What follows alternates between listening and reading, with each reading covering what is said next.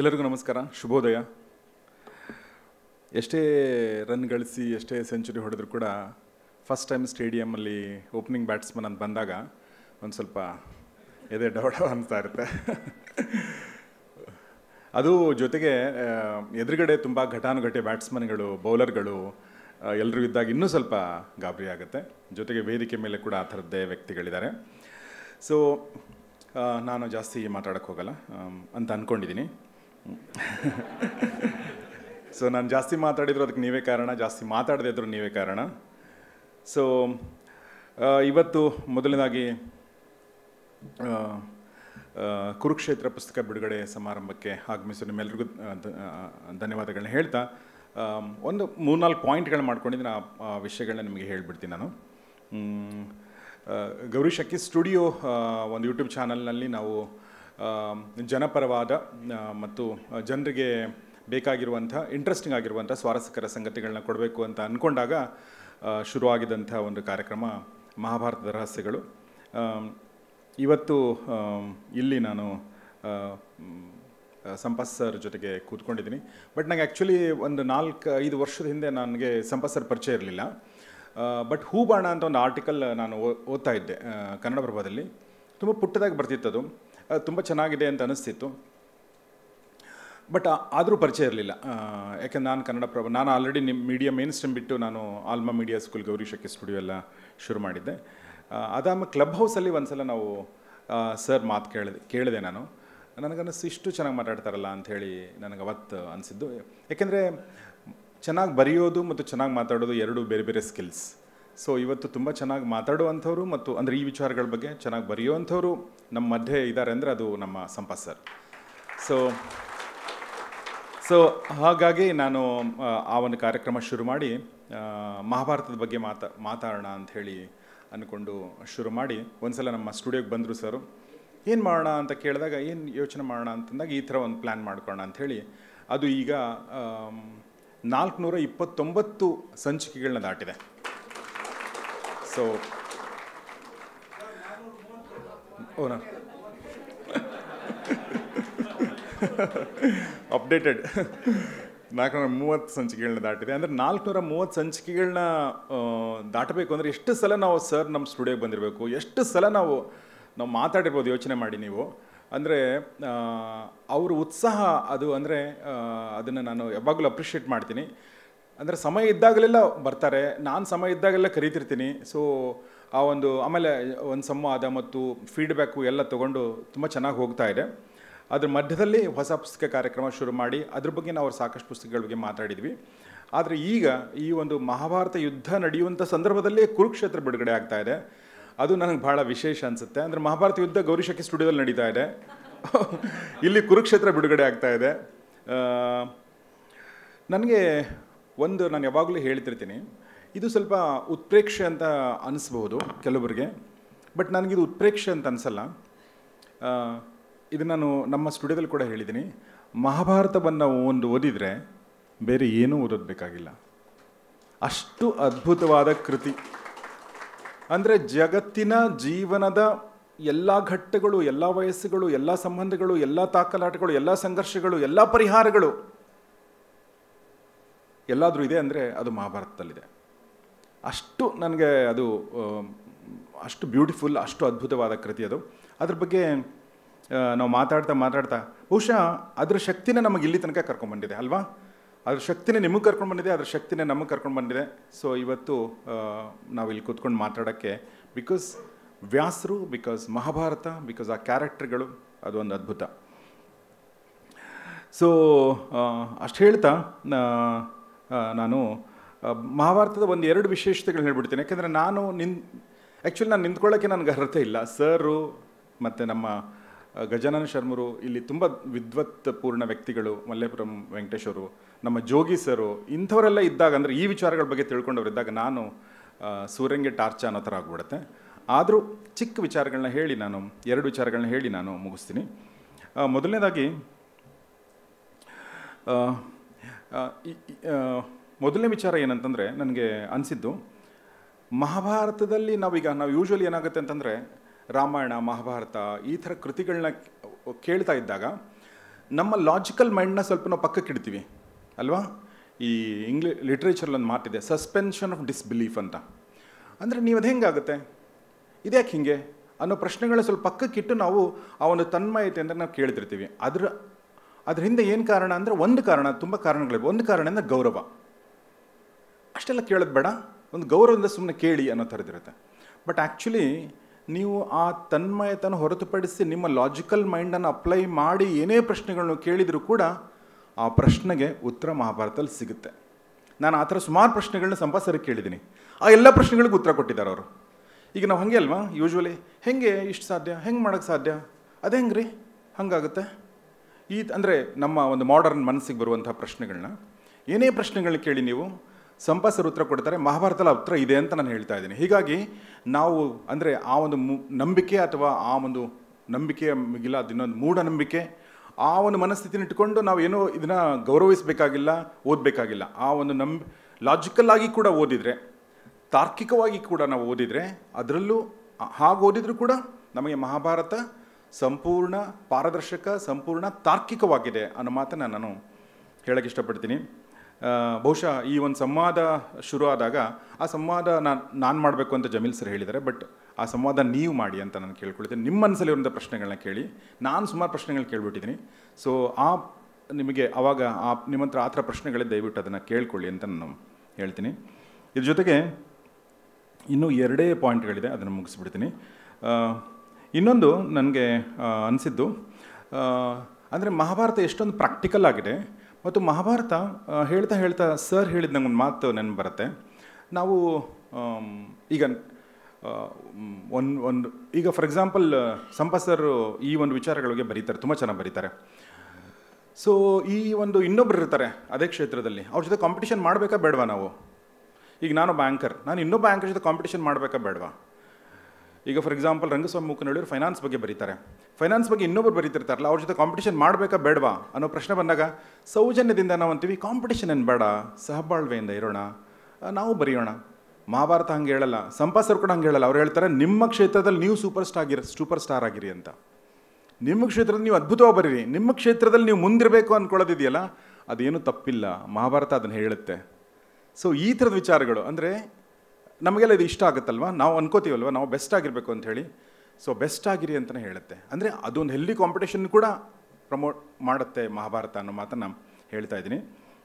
ಗೊತ್ತಿಲ್ಲ ನನಗೆ ಇದೆಲ್ಲ ಇಲ್ಲಿ ಸರಿಯಾದ ವೇದಿಕೆನಲ್ವ ಅಂತ, ಬಟ್ ನನ್ನ ಮನಸ್ಸಿಗೆ ಈಗ ಅನಿಸಿದ್ದು ಹೇಳ್ತಾ ಇದ್ದೀನಿ. ಕೊನೆಯದಾಗಿ ನನಗೆ ಭಗವದ್ಗೀತೆ ಹೇಳ್ತಿರ್ಬೇಕಾದ್ರೆ ಒಂದು ಮಾತು ಹೇಳಿದ್ದು ನನಗೆ ಯಾವಾಗಲೂ ಕಾಡ್ತಿರುತ್ತೆ. ಭಗವದ್ಗೀತೆಯನ್ನು ಕೃಷ್ಣ ಅರ್ಜುನನಿಗೆ ಸವಿಸ್ತಾರವಾಗಿ ಕೃಷ್ಣ ಕೇಳುವಂಥ ಎಲ್ಲ ಪ್ರಶ್ನೆಗಳಿಗೆ, ಕೃಷ್ಣ ಕೇಳಿದಿರುವಂಥ ಪ್ರಶ್ನೆಗಳಿಗೆ, ಕೃಷ್ಣನ ಮನಸ್ಸಲ್ಲಿ ಬಂದಿರಬಹುದಾದ ಪ್ರಶ್ನೆಗಳಿಗೆಲ್ಲ ಉತ್ತರ ಕೊಡ್ತಾನೆ. ಅರ್ಜುನ ಮನಸ್ಸಲ್ಲಿ ಬರಬಹುದಾದ ಪ್ರಶ್ನೆಗಳಿಗೆಲ್ಲ ಉತ್ತರ ಕೊಡ್ತಾ ಹೋಗ್ತಾನೆ. ಎಷ್ಟು ಸುದೀರ್ಘವಾಗಿದೆ ಭಗವದ್ಗೀತೆ ನಿಮಗೆ ಗೊತ್ತು. ಕೊನೆಗೆ ಕೃಷ್ಣ ಏನು ಹೇಳ್ತಾನೆ ಅರ್ಜುನನಿಗೆ, ನನಗೆ ಮೈ ರೋಮಾಂಚನ ಆಯಿತು ಆ ಮಾತು ಕೇಳಿದ್ರೆ, ಈಗಲೂ ನಂಗೆ ಅನ್ನಿಸ್ತಾ ಇದೆ. ಏನು ಹೇಳ್ತಾನೆ ಕೃಷ್ಣ ಅಂದರೆ, ನಾನು ಇಷ್ಟೊಂದೆಲ್ಲ ಹೇಳಿದೆ, ಇಷ್ಟೆಲ್ಲ ಮಾತಾಡಿದೆ, ಇಷ್ಟು ಪ್ರಶ್ನೆಗಳಿಗೆ ಉತ್ತರ ಕೊಟ್ಟೆ, ಬಟ್ ಕೊನೆಗೆ ನಿನಗನ್ಸಿದ್ದು ಮಾಡು ಅಂತ ಹೇಳ್ತಾನೆ. ಎಂಥ ಅದ್ಭುತ, ಎಂಥ ಡೆಮೋಕ್ರಸಿ, ಎಂಥ ಫ್ರೀಡಮ್ಮು. ಸೊ ನಿನ್ನ ಸಂದರ್ಭ, ನಿನ್ನ ಔಚಿತ್ಯ, ನಿನ್ನ ಬುದ್ಧಿಮತ್ತೆ, ನಿನ್ನ ಸಂದರ್ಭ ಎಲ್ಲವನ್ನು ಇಟ್ಕೊಂಡು ಯು ಟೇಕ್ ಡಿಸಿಷನ್. ಸೊ ಇದು ನನಗನ್ಸುತ್ತೆ ನಮಗೆ ಬೇಕಾಗಿರುವಂಥ ವಿಚಾರ ಅಂತ ಅಲ್ವಾ. ಅಫ್ಕೋರ್ಸ್ ನಮಗೆ ಅಂದರೆ ಈ ಟೈಮಲ್ಲಿ ನಮಗೆ ಎಷ್ಟು ಒಳ್ಳೆಯದು ಸಿಗುತ್ತೋ ಅಷ್ಟು ಒಳ್ಳೇದಲ್ಲದೆ ಇರೋದು ಸಿಗ್ಬೋದು, ಅಷ್ಟೊಂದು ಹಿಡನ್ ಅಜೆಂಡಾ ಇರೋದು ಸಿಗ್ಬೋದು. ಏನೋ ಬೇರೆ ಉದ್ದೇಶ ಇಟ್ಕೊಂಡು ಪುಸ್ತಕಗಳು ಬರ್ಬೋದು, ಮಾತುಗಳು ಬರ್ಬೋದು ಅಲ್ವಾ. ಸೊ ಹೀಗಾಗಿ ಗೌರವದಿಂದ, ಪ್ರೀತಿಯಿಂದ ನಾವು ಸ್ವೀಕರಿಸ್ತೀವಿ, ಅದನ್ನು ಒಪ್ಕೊಳ್ತೀವಿ. ಅದರ ಜೊತೆಗೆ ಕೃಷ್ಣನ ಈ ಮಾತನ್ನು, ನನಗೆ ಸರಿ ಅನ್ನಿಸ್ತಾ ಇದೆಯಾ ಇದು, ನನಗೊಪ್ಪಿಗೆನಾ ಇದು, ನನ್ನ ಸಂದರ್ಭಕ್ಕೆ ಸರಿಯಾಗ್ತಾ ಇದೆಯಾ ಇದು, ಅವಾಗ ಮಾತ್ರ ಒಪ್ಕೊಳ್ಳಿ, ಅವಾಗ ಮಾತ್ರ ಮಾಡಿ ಅದನ್ನು ಅನ್ನೋ ಮಾತನ್ನು ಹೇಳಿದ್ರು ನಂಗೆ ಭಾಳ ಅದು ಇಷ್ಟ ಆಯಿತು. ಹಾಗೆ ಸೊ ಮಹಾಭಾರತ ಉಳ್ಕೊಂಡಿರೋದಕ್ಕೆ ಅಥವಾ ಭಗವದ್ಗೀತೆ ಉಳ್ಕೊಂಡಿರೋದಕ್ಕೆ ತುಂಬ ಕಾರಣಗಳಲ್ಲಿ ಇದು ಒಂದಂತ ನನಗನ್ಸುತ್ತೆ. ಇದು ನಮ್ಮ ಮನಸ್ಸಿಗೆ 21ನೇ ಶತಮಾನದಲ್ಲಿ 2025ರಲ್ಲಿ ಕೂತ್ಕೊಂಡು ಕೂಡ ನಾವು ಯಾಕೆ ಇದನ್ನು ಮಾತಾಡ್ತಾ ಇದ್ದೀವಿ, ಯಾಕೆ ಸಂವಾದ ಮಾಡಬೇಕು ಅಂತಂದಾಗ ಬಿಕಾಸ್ ಆಫ್ ದಿಸ್ ರೀಸನ್. ಈ ಒಂದು ಪ್ರಸ್ತುತತೆ, ಈ ಸಾರ್ವಕಾಲಿಕತೆ ಅಂತಾರಲ್ಲ, ಅದು ಮಹಾಭಾರತಕ್ಕೆ ಇದೆ ಅಂತ ನನಗನ್ಸುತ್ತೆ. ಸೊ ಅದ್ರ ಬಗ್ಗೆ ಬಹುಶಃ ನಮ್ಮ ಇಬ್ಬರು ವಿದ್ವಾಂಸರು ಮುಂದೆ ಮಾತಾಡ್ಬೋದು. ಅಷ್ಟು ಹೇಳ್ತಾ ನಾನು ನಮ್ಮ ಟೀಮ್ಗೆ ಇವತ್ತು ಧನ್ಯವಾದಗಳನ್ನ ಹೇಳಬೇಕು. ಗೌರಿ ಶಕ್ಕಿ ಸ್ಟುಡಿಯೋದಲ್ಲಿ ನಮ್ಮ ಎಡಿಟರ್ಗಳು, ನಮ್ಮ ಕಾಂಟೆಂಟ್ ನೋಡೋಂಥವ್ರು, ಕ್ಯಾಮ್ರಾಮನ್ಗಳು ಎಲ್ರಿಗೂ ಮಹಾಭಾರತ ರಹಸ್ಯವನ್ನು ತುಂಬ ಚೆನ್ನಾಗಿ ಅವ್ರು ಕಟ್ಕೊಡ್ತಾ ಹೋಗಿದ್ದಾರೆ ನಮ್ಮ ಒಂದು ಇದನ್ನು. ಸೊ ಹಾಗಾಗಿ ಅವ್ರಿಗೆ ಧನ್ಯವಾದಗಳನ್ನ ಹೇಳಕ್ಕೆ ಇಷ್ಟಪಡ್ತೀನಿ. ಮೊದಲನೇಗೆ ಪುನೀತ್ ಇದ್ದಾರೆ. ಪುನೀತ್, ತುಂಬ ತುಂಬ ಥ್ಯಾಂಕ್ಸ್ ನಿಮಗೆ.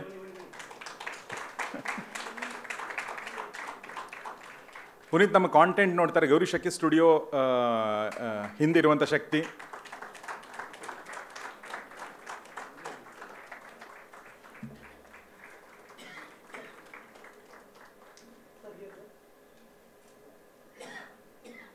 Thank you. ಆಮೇಲೆ ಇನ್ನೊಬ್ಬರು ಹೇಮಂತ್ ಬರಬೇಕಾಗಿತ್ತು, ಅವರೇ ಎಡಿಟಿಂಗ್ ಮಾಡೋದು, ಬಟ್ ಅವರು ಇವತ್ತು ರಜೆ ತೊಗೊಂಡಿದ್ರು, ಅವ್ರು ಬಂದಿಲ್ಲ. ನಮ್ಮ ಟೆಕ್ನಿಕಲ್ ಟೀಮನ್ನು ನಮ್ಮ ಆಲ್ಮಾ ಮೀಡಿಯಾ ಸ್ಕೂಲು ನೋಡ್ಕೋತಾರೆ. ನಮ್ಮ ಟೆಕ್ನಿಕಲ್ ಏನೇ ಪ್ರಶ್ನೆಗಳಿದ್ರು ಅದಕ್ಕೆ ಒಂದು ಸೊಲ್ಯೂಷನ್ ಕೊಡ್ತಿರುವಂಥ ಅಕ್ಷಯ್ ಹೆಗಡೆ ಅವರು ಈ ಒಂದು ಕಾರ್ಯಕ್ರಮದ ಸಕ್ಸಸ್ಸಲ್ಲಿ ಅವರು ಕೂಡ ಸಹಭಾಗಿ. So Akshay,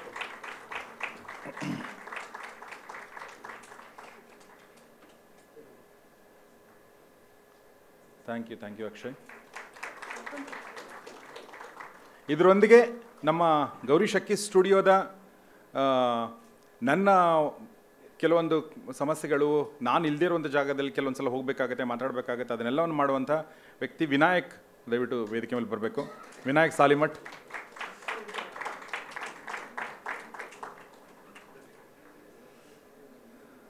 okay,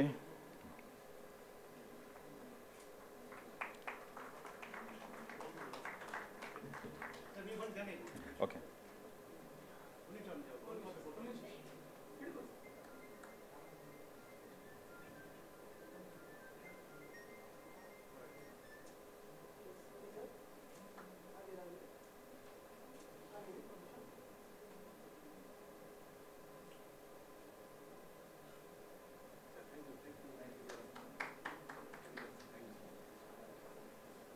so yeah sir, madam ಬಂದಿಲ್ಲ, ಬರ್ತೀನಂತ ಹೇಳಿದರು.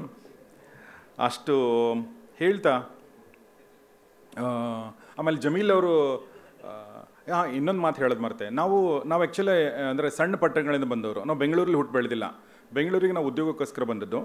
ಈ ಬೆಂಗಳೂರಿಗೆ ಬರೋಕ್ಕಿಂತ ಮುಂಚೆ ನೋಡಿ, ಅಂದರೆ ಏನೆಲ್ಲ ಫ್ಯಾಂಟಸಿಗಳಿರ್ತಾವೆ ಅಂತ ಹೇಳಿ, ನಾವು ಚಿಕ್ಕವರಿದ್ದಾಗ ಅಥವಾ ಸ್ವಲ್ಪ ದೊಡ್ಡವರಾದಾಗ ಪ್ರತಿದಿನ ಪೇಪರ್ಗಳಲ್ಲಿ ಬೆಂಗಳೂರಿನಲ್ಲಿ ಇಂದು ಅಂತ ಒಂದು ಕಾಲಮ್ ಬರೋದು, ಅದು ಅಲ್ಲೂ ಬರ್ತಿತ್ತು. ನಾವು ಅಲ್ಲಿ ನೋಡಿದಾಗ ತುಂಬ ಅದ್ಭುತವಾದ ಕಾರ್ಯಕ್ರಮಗಳು, ಈ ಥರ ಪುಸ್ತಕ ಬಿಡುಗಡೆ ಇದೆ, ಇವರು ಲೇಖಕರು ಬರ್ತಾ ಇದ್ದಾರೆ ಅಂದಾಗ ನಾನು ಅಂದರೆ ಧಾರವಾಡದಲ್ಲೋ ಬೆಳಗಾಮಲ್ಲೋ ಕೂತ್ಕೊಂಡು ಎಷ್ಟು ಚೆನ್ನಾಗಿದೆ ಅಲ್ವಾ, ಈ ಕಾರ್ಯಕ್ರಮಕ್ಕೆ ಹೋಗ್ಬೇಕಲ್ವಾ ಅಂತ ನಮ್ಗೆ ಅನ್ಸೋದು. ನಮ್ಮ ತಂದೆ ಕೂಡ ನೋಡ್ತಿದ್ರು. ನಮ್ಗೆ ಸಾಹಿತ್ಯದ ಬಗ್ಗೆ ಆಸಕ್ತಿ, ಬಟ್ ನಮಗೆ ಸಾಹಿತಿಗಳು ಸಿಗ್ತಿರಲಿಲ್ಲ, ಪುಸ್ತಕಗಳು ಸಿಗ್ತಿತ್ತು, ತುಂಬ ಲೇಟಾಗಿ ಸಿಗ್ತಿತ್ತು. ಸೊ ಇವತ್ತು ಆ ದೃಷ್ಟಿಯಿಂದ ಈ ಒಂದು ಕಾರ್ಯಕ್ರಮದಲ್ಲಿ ನಾನು ಪಾಲ್ಗೊಂಡಿರೋದು ನನ್ನ ಬಾಲ್ಯಕಾಲದ ಕನಸುಗಳಲ್ಲಿ ಒಂದು ನನಸಾಗಿದೆ.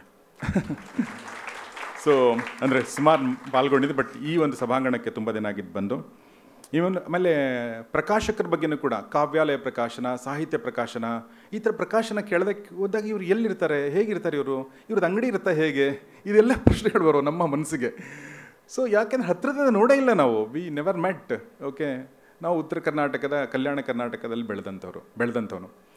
ಸೊ ಹೀಗಾಗಿ ನನಗೆ ಸಾವಣ್ಣ ಅವರು ಫೇಸ್ಬುಕ್ಕಲ್ಲಿ ನೋಡ್ತಿದ್ದೆ, ಎಷ್ಟು ಚೆನ್ನಾಗಿ ಇವ್ರು ಡಿಸೈನ್ ಮಾಡ್ತಾರಲ್ಲ, ಹೆಸರು ಬೇರೆ ಸಾವಣ್ಣ ಅಂತ ಒಂಥರ ತುಂಬ ಮಾಡರ್ನ್ ಅನ್ನಿಸ್ತಿತ್ತು ನಂಗೆ ಸಾವಣ್ಣ ಅನ್ನೋದು. ಆಮೇಲೆ ಒಂದು ಸಲ ಫೋನ್ ಮಾಡಿದೆ, ಸರ್ ತುಂಬ ಚೆನ್ನಾಗಿ ಬರ್ತಾ ಇದೆ, ನಿಮ್ಮದೊಂದು ಇಂಟರ್ವ್ಯೂ ಮಾಡಬೇಕು ಅಂತ ಹೇಳಿದೆ ನಾನು. ಆಯಿತು ಬನ್ನಿ ಅಂದರು. ನಾನು ಹೋಗಿ ಅವ್ರದ್ದು ಒಂದು ಸಂದರ್ಶನ ಮಾಡಿದೆ ಅವರಿದ್ರಲ್ಲಿ. ಆಮೇಲೆ ನಾನು ಹೇಳಿದೆ, ಹೊಸ ಪುಸ್ತಕ ಅಂತ ಒಂದು ಕಾರ್ಯಕ್ರಮ ಮಾಡಬೇಕು, ನೀವು ನಮಗೆ ಸಹಯೋಗ ಕೊಡಿ ಅಂದಾಗ, ಅಂದರೆ ಅವ್ರು ಹೆಂಗೆ ಅಂದರೆ ಇನ್ಸ್ಟಂಟ್ ಕಾಫಿ ಥರ ಆಗಲೇ ಹೇಳ್ತಾರೆ, ಆಯಿತು ಮಾಡಿ ಅಂತಾರೆ. ಸೊ ಹಾಗೆ ಅವರಿಂದ ಹೊಸ ಪುಸ್ತಕ ಶುರುವಾಗಿ ಇವತ್ತು ಸುಮಾರು ಹೊಸ ಪುಸ್ತಕಗಳನ್ನ ಗೌರಿ ಶಕ್ಕಿ ಸ್ಟುಡಿಯೋದಲ್ಲಿ ನಾವು ಇಂಟ್ರೊಡ್ಯೂಸ್ ಮಾಡಿದ್ದೀವಿ. ಸೊ ಅದೆಲ್ಲದರ ಕ್ರೆಡಿಟ್ ನಮ್ಮ ಸಾವಣ್ಣ ಅವ್ರಿಗೆ ಸಲ್ಲಬೇಕು. ಸೊ ಅಷ್ಟೇ, ಜಾಸ್ತಿ ಏನು ಮಾತಾಡಲ್ಲ ನಾನು. ಸಂಪತ್ ಸರ್ಗೆ ಮತ್ತೊಂದು ಸಲ ಧನ್ಯವಾದಗಳು ಸರ್, ನಮ್ಮ ಜೊತೆ ಇಷ್ಟೊಂದು ದೂರ ಬಂದಿದ್ದೀರಾ, ಇನ್ನೂ ತುಂಬ ಹೋಗೋದಿದೆ. Thank you very much. ಮತ್ತು ಈ ಕುರುಕ್ಷೇತ್ರನಂದು ಯಾಕೆ ಓದಬೇಕು ಆ ಪ್ರಶ್ನೆ ಸಂಪತ್ ಸರ್ ಹೇಳ್ಬೋದು ನಿಮಗೆ. ಅಂದರೆ ನಾವು ಯಾವಾಗಲೂ ಯುದ್ಧದ ಬಗ್ಗೆ ಮಾತಾಡ್ತಿರ್ಬೇಕಾದ್ರೆ ನಮಗೆ ಈ ಏನು ಹೇಳಿ ಮ್ಯಾಚ್ ನನ್ಗೆ ಬರೋದು ಕೆಲವೊಂದು ಸಲ. ಕ್ರಿಕೆಟ್ ಮ್ಯಾಚ್ ಕೆಲವೊಂದು ಆಡಿಯನ್ಸ್ ಅದನ್ನು ಇದನ್ನು ಮಾಡಿದರು, ನಮಗೆ ಬೈದರು, ನೀವು ಯಾಕೆ ಮ್ಯಾಚ್ ತರ್ತೀರಾ ಅಂಥೇಳಿ. ನಮಗೆಲ್ಲ ಮ್ಯಾಚ್ ಅನ್ಸೋದು. ಆಮೇಲೆ ನಮ್ಗೆ ಯಾಕೆ ಮ್ಯಾಚ್ ಅನ್ನಿಸ್ತಾ ಇದೆ ಅಂತ ಅನಿಸೋದು. ಮ್ಯಾಚ್ ಬೇರೆ, ಯುದ್ಧ ಬೇರೆ ಅಲ್ವಾ.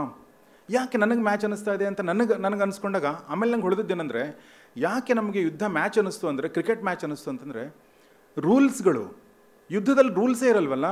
ಮಹಾಭಾರತ ಯುದ್ಧದಲ್ಲಿ ರೂಲ್ಸ್ಗಳು ತುಂಬ ಇದೆ. ಹೇಗೆ ಶುರು ಮಾಡಬೇಕು, ಹೇಗೆ ಎಂಡ್ ಮಾಡಬೇಕು ಅನ್ನೋದ್ರ ಬಗ್ಗೆ. ಅಫ್ಕೋರ್ಸ್ ಆ ರೂಲ್ಸ್ಗಳು ಬ್ರೇಕ್ ಕೂಡ ಆಗ್ತಿತ್ತು ಒಂದು ಸಲ ಯುದ್ಧ ಶುರು ಆದಮೇಲೆ. ಸೊ ಆ ದೃಷ್ಟಿಯಿಂದ ಒಂಥರ ಮ್ಯಾಚ್ ಥರ ಅನ್ಸೋದು ನಮಗೆ. ಬಟ್ ಅದು ಅಫ್ಕೋರ್ಸ್ ಯಾವುದೇ ಯುದ್ಧ ಮ್ಯಾಚ್ ಅಲ್ಲ. ಒಂದು ಸಲ ಶುರು ಆದಮೇಲೆ ಅದು ಮ್ಯಾಚ್ ಆಗಿ ಉಳಿಯಲ್ಲ, ಅದು ನಮಗೆಲ್ಲ ಗೊತ್ತು. ಆದರೆ ಶುರುವಾಗೋದು ಹೇಗೆ, ಯುದ್ಧದ ನಿಯಮಗಳು ಹೇಗೆ ಮುರಿಯೋದು, ಅದೆಲ್ಲವನ್ನೂ ಕೂಡ ಸಂಪತ್ ಸರ್ ಅದ್ಭುತವಾಗಿ ಅಲ್ಲಿ ಹೇಳಿದ್ದಾರೆ, ಇಲ್ಲಿ ಬರೆದಿದ್ದಾರೆ. ಅಲ್ಲಿ ಹೇಳೋಕ್ಕಾಗದಿರುವಂಥದ್ದು ಕೂಡ ಎಷ್ಟೋ ವಿಚಾರಗಳನ್ನ ನಾವು ಸ್ವಲ್ಪ ಸ್ಕಿಪ್ ಮಾಡಿದ್ದೀವಿ ಅಲ್ಲಿ, ಬಟ್ ಇಲ್ಲಿ ಅದನ್ನು ಸವಿಸ್ತಾರವಾಗಿ ಅವರು ಬರೆದಿದ್ದಾರೆ. ಸೊ ಯುದ್ಧ ಎಂದೂ ನಡೆಯದೇ ಇರಲಿ, ಯುದ್ಧ ನಾವು ನೋಡದೇ ಇರಲಿ, ಯುದ್ಧ ಎಂದು ನಡೆಯದಿರಲಿ, ನಾವು ನೋಡದೇ ಇರಲಿ ಅಂತಂದರೆ ಯುದ್ಧದ ಬಗ್ಗೆ ತಿಳ್ಕೊಳ್ಳೋದು ತುಂಬ ಮುಖ್ಯ. ಅದು ಎಷ್ಟು ಕೆಟ್ಟದ್ದು ಅಂತ ಗೊತ್ತಿದ್ದಾಗ ನಾವು ಅದನ್ನು ಅವಾಯ್ಡ್ ಮಾಡೋಕ್ಕೆ ಸಾಧ್ಯ. ಸೊ ಹಾಗಾಗಿ ನಾವೆಲ್ಲರೂ ಇದನ್ನು ಓದೋಣ ಅಂತ ಹೇಳ್ತಾ ನಾನು ಮತ್ತೊಂದು ಸಲ ಧನ್ಯವಾದಗಳನ್ನ ಅರ್ಪಿಸ್ತೀನಿ ಇಬ್ಬರು ಶರ್ಮಾ ಸರ್ಗೆ. Thank you very much. ಮತ್ತು ನಿಮ್ಮೆಲ್ರಿಗೂ ಧನ್ಯವಾದಗಳು. Thank you very much. So Savanna ಸರ್ಗೆ ಧನ್ಯವಾದಗಳು. Thank you. ನಾನು ಹೆಂಗೆ ಮಾತಾಡಿದ್ದೀನಿ ಗೊತ್ತಿಲ್ಲ, ನನಗೆ ಹೀಗೆ ಅನ್ನಿಸ್ತದೆ ಮಾತಾಡಿದ್ದೀನಿ. ಚೆನ್ನಾಗಿ ಮಾತಾಡಿದರೆ ಒಳ್ಳೆಯದು, ಇಲ್ಲಾಂದರೆ ಕ್ಷಮೆ ಇರಲಿ. Thank you. ನಮಸ್ಕಾರ.